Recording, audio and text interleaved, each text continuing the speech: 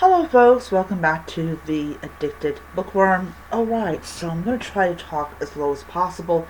Not that anybody is here right now. It is currently 6:35 in the morning. It is Sunday, last Sunday of July. So, yeah. I'm going to tell you something. I hope I can make it to church today, because right now I am still exhausted. I slept from, I think it is 5 something in the afternoon to like midnight. So I got like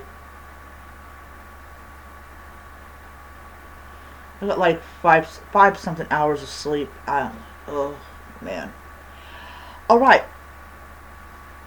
So I am going to be doing a really unusual. So this is an audiobook review. However, it's an audiobook that I did not purchase from Audible. YouTube has channels where you can listen to full audiobooks of books. Like, you don't have to pay for the audiobook, you can listen to it. And I started this audiobook yesterday morning. I was trying to get some sleep, and everything. So, yeah. Also, I've been having some heartburn issues, and I've been taking Tums. I'm almost out of Tums. I'm going to have to get some more.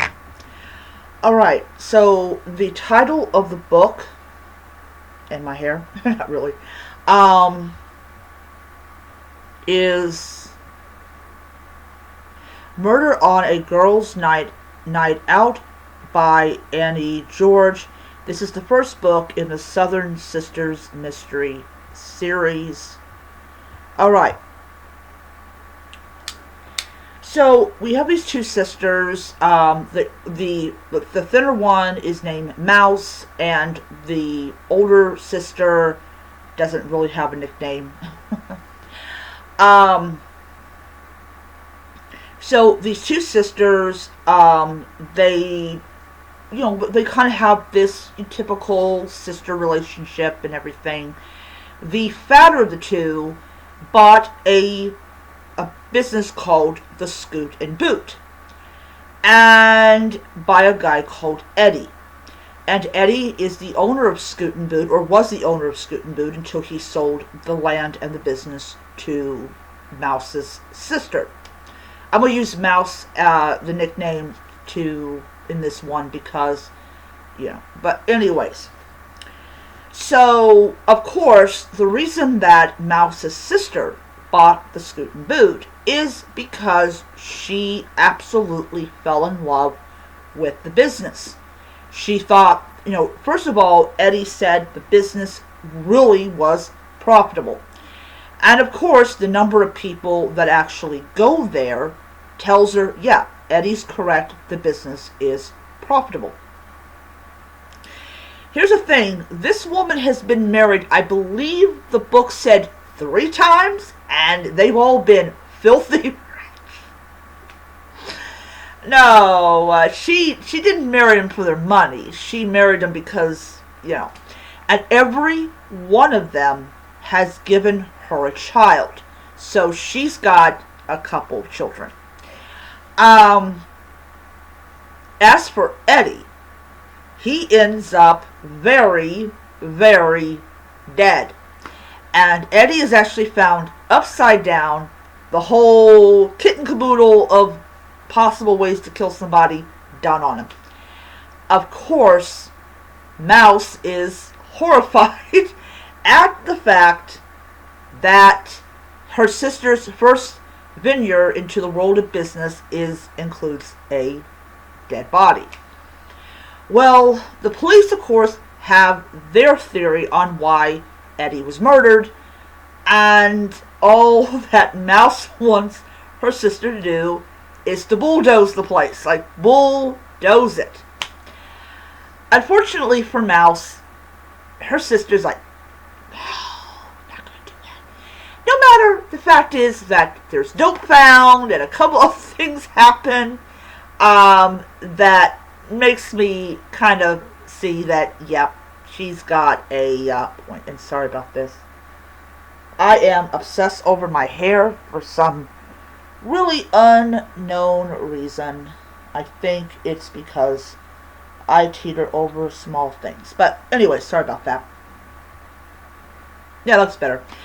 Anyways, so then we have a tornado that comes through, and it kind of almost levels this business. And she's like, bulldoze it, bulldoze it, bulldoze it, bulldoze.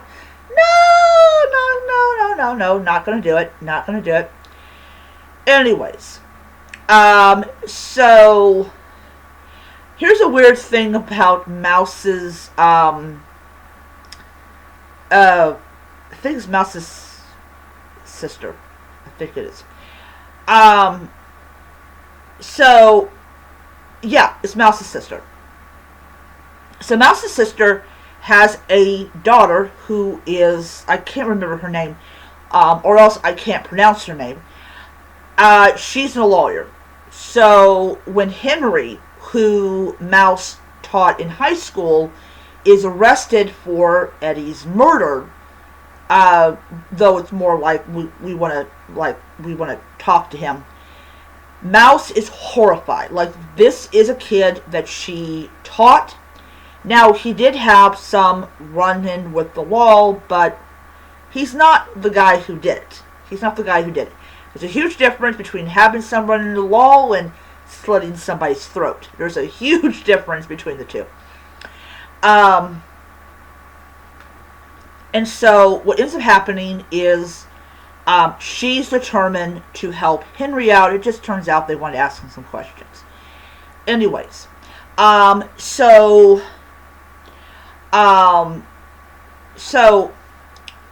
Mouse's sister's daughter wanted to have children and decided to go through a fertility clinic to get pregnant. And everything worked out, and she, of course, had these twin daughters, who, of course, Mouse's sister just loved to death so much. She loves those things. She loves those little versions of herself, and everything.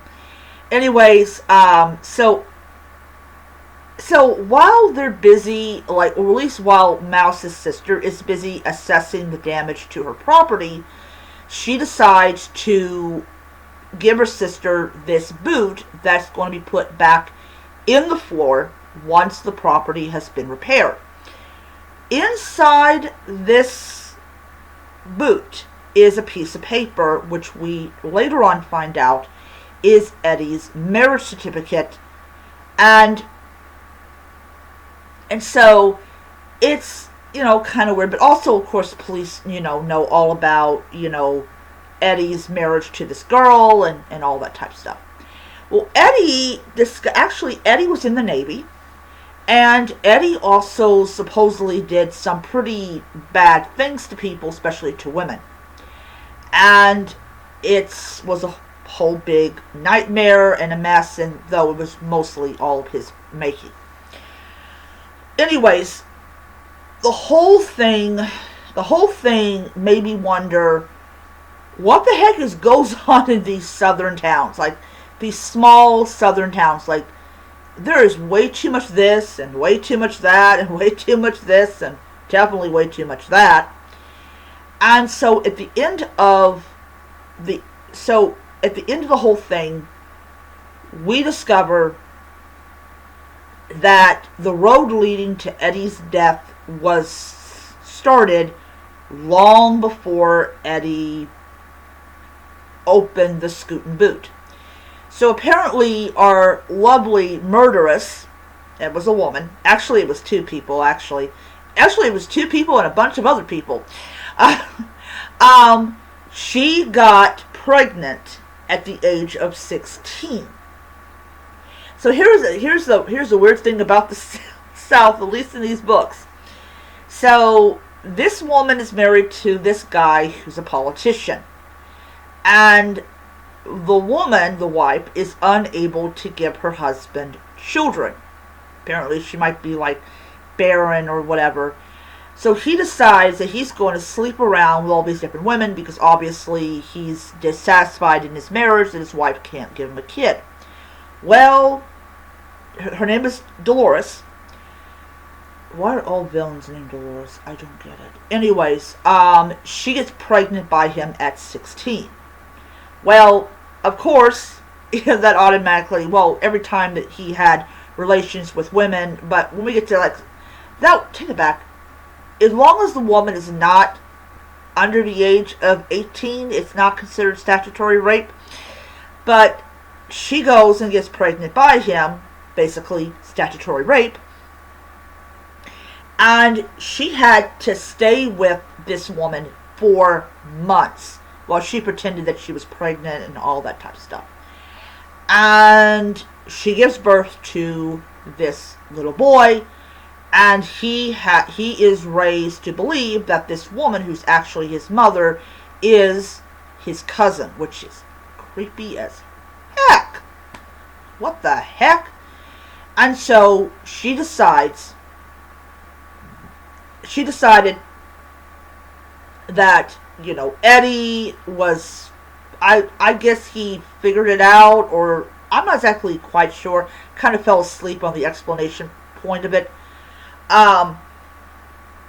So her and this guy called Fly decides that Mouse and this one woman need to die. Because what did the woman do to deserve to almost get herself departed from this planet? Well, she saw this woman. Dolores is the one with the tape. I think her name is Shelly or Sally. Anyways, one of the two. But anyways, oh man, I can't believe it's like I say a name and then I realize, oh no, that was a woman wrapped up in tape. But anyways, there's a guy called Jackson who is a politician. He is wheelchair bound. She, not the woman with the duct tape, but the other woman cuts him open like a Thanksgiving Day turkey. Just splits his chest open like, oh my god. This man is wheelchair bound and he had no ability to stop this. It's just disgusting. Anyways, she tells Fred and Mouse, Fred is Mouse's husband, that she went and basically killed Jackson. And of course, that's how our murderess discovered that, yeah, she got caught. So decided to have both of them murdered so that she could get off scot-free. Anyways, thankfully for Mouse, her sister is actually right behind her. And this killer is so absorbed in what she plans on to do that she fails to realize that she is being followed. And thanks to her sister being right behind them, the sheriff is able to be called and police come and everybody is okay, except of course for the people that are dead. So did Mouse's sister bulldoze the Scootin' Boot? Heck no. Nope, because Scootin' Boot appears in later on books. Anyways. Oh. I've had 2 of these things and I still feel like I got heartburn. Anyways. So, did I enjoy the audiobook? Therefore, did I enjoy the book? Absolutely, I really did enjoy the audiobook. I enjoyed the book a lot. I am actually, because I enjoyed it so much, I'm going to listen to the next audiobook. Now, am I going to purchase the books? No, I am not. Not when I can listen to the audiobook for free. And as people say, but that's like stealing.